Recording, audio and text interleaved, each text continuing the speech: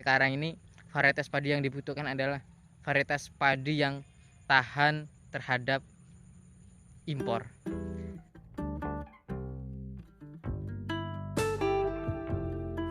Assalamualaikum warahmatullahi wabarakatuh. Sore ini nyore di sawah ya. Nyore di sawah bisa menambah kesegaran mata. Yang awalnya pakai kacamata bisa lepas kacamata. Yang nggak punya duit jadi merasa punya duit. Yang kurang sehat jadi lebih sehat.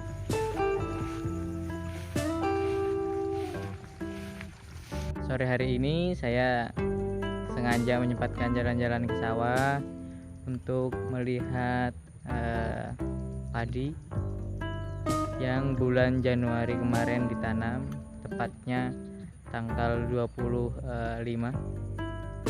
Sekarang sudah bulan Maret, jadi genap umur berapa berarti?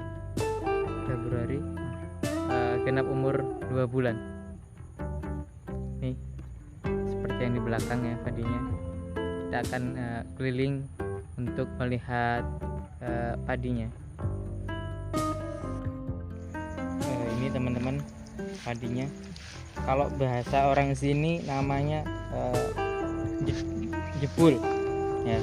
Ini udah mau merata. Maksudnya itu ini padi ini udah mulai keluar semua dari batangnya kan ya. Udah mulai keluar semua dari batangnya, kemudian udah mulai merata. Makanya disebut merata. Tuh. Ini umur kurang lebih 2 bulan ya. Kurang lebih 2 bulan. Itu yang di sebelah sana itu milik tetangga. Itu udah 2 bulan lebih. Ini kurang lebih yang ditanam seperempat di sini ya, seperempat bau. Jadi dari itu pojok sana itu yang ada patoknya sampai ujung situ yang ada patoknya juga tuh. Dua kotak ini yang sebelah kanan dan sebelah kiri ini seperempat. Ini umur 2 bulan. Nanti kita juga lihat perakarannya gimana. Ini cukup lumayan bagus ya teman-teman, karena emang sebelumnya tidak ada musim tanam. Jadi biasanya emang seperti itu, ketika tidak musim tanam kemudian ditanam sudah lama tidak dipakai tanahnya, biasanya bagus gitu. Untuk padi yang ditanam di sini saya menggunakan Inpari 42 ya, karena sekarang kan musim penghujan. Biasanya kalau musim penghujan itu cenderung banyak angin kencang, hujan deras. Nah, jadi kita butuh varietas yang batangnya itu, bawahnya itu kokoh gitu. Jadi di sini rata-rata menggunakan Inpari. Untuk perakarannya juga cukup kuat. Terus kemudian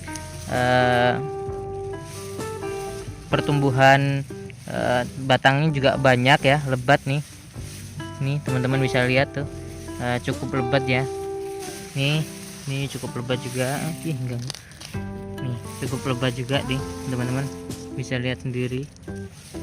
Dan ya bisa dibilang cukup sehat lah ya.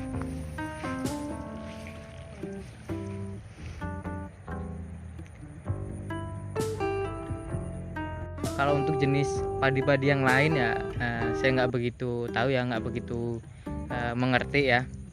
Mungkin nanti teman-teman bisa komentar di bawah ya untuk varietas padi yang potensi banget ditanam gitu, hasil panennya tinggi, kuat terhadap terpaan angin ya, dan kuat terhadap terpaan impor gitu. Oke. Di sini tahun lalu, tahun 2019 ya, musim tanam ketiga di akhir tahun 2019. Di sini 1/4 ini ya, seperempat bau. Kalau seperempat bau itu di sini kurang dari seperempat hektar. Seperempat bau itu 1.800 meter persegi ya teman-teman. Jadi nggak ada setengah hektar. Nah itu kemarin itu dapat 1/4 ini dapat 1,4 ton, jadi hampir 1,5 ton. Nah kemudian langsung diberi arahan dari pusat, dari pemerintah untuk melakukan tanam lagi. Nah di situ akhirnya semuanya tanam kembali, digarap kembali, dan akhirnya Lebaran itu kalau nggak salah, setelah Lebaran ya, Lebaran 2020 itu rata-rata hasilnya itu berkurang hampir 5 kintal. Jadi yang semula bisa memperoleh 1,4 ton hanya memperoleh 0,8 ton. Jadi hampir separuh, hampir 50%-nya hilang gitu teman-teman ya. Karena apa? Karena di 2019 lalu itu rata semua hampir mengalami musim kemarau yang panjang. Jadi para petani tidak melakukan musim penanaman padi ya. Jadi tanah ini benar-benar beristirahat. Jadi akhirnya hasil di musim tanam ketiga itu bisa maksimal, bisa 1/4-nya dengan luas 1.800 meter persegi itu bisa menghasilkan 1,4 ton. Namun kemudian setelah itu ketika ditanamin kembali, setelah itu tanpa ada jeda ya teman-teman, nah itu hasilnya berkurang ya antara 5 sampai 7 kuintal ya teman-teman per 1/4-nya. Per 1/4 kalau di sini nyebutnya bau. Jadi mengistirahatkan tanah ini juga perlu, karena ketika terus-terus dipakai, apalagi di sini mayoritas menggunakan pupuk ya, pupuk kimia. Jadi harus perlu ada perbaikan untuk tanah. Mungkin teman-teman yang sobat petani yang sudah sering menggunakan pupuk atau kompos untuk padi, bisa di-share di kolom komentar racikannya seperti apa, kemudian cara pengolahnya seperti apa, dan perlakuan terhadap tanamannya seperti apa, nanti bisa di share di kolom komentar. Nah ini seperti inilah teman-teman, umur kurang lebih 2 bulan ya.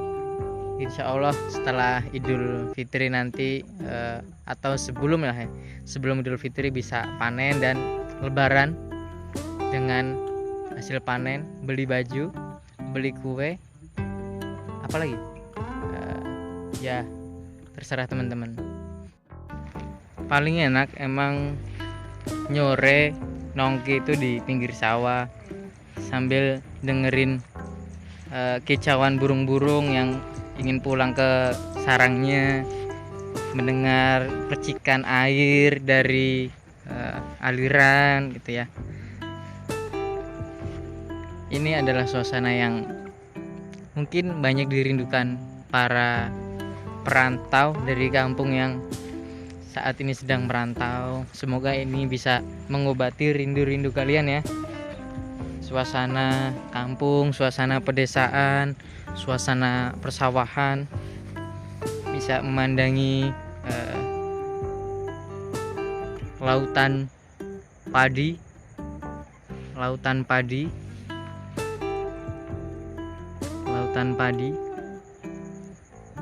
sambil melihat indahnya matahari yang sedang berpamitan.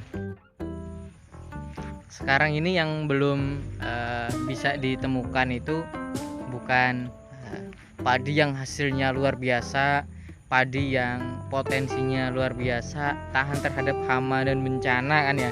Bukan itu, cuman sekarang ini varietas padi yang dibutuhkan adalah varietas padi yang tahan terhadap impor.